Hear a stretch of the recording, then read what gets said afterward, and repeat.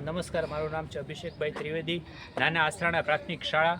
અને મારું ઇનોવેશન છે એ પોષણને લગતું છે. આજે આપણે જોઈએ છીએ કે સરકારશ્રી પણ બાળકોને કુપોષણ મુક્ત કરવા માટે સારી રીતે કમર કસી રહી છે અને સારી સારી યોજનાઓ છે.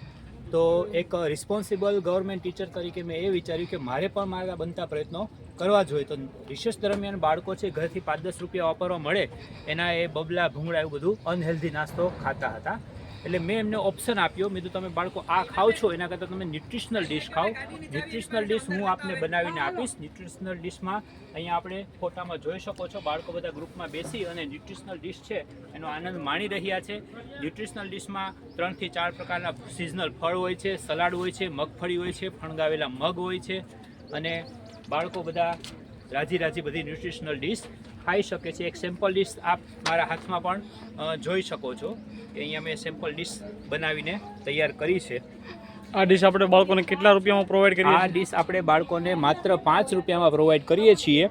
અને ડિશમાં અત્યારે આપણે ઉનાળાના લીધે અત્યારે કોથમીર મૂકેલી નથી, અધરવાઇઝ તમે અહીંયા બધે ચિત્રોમાં જોઈ શકશો.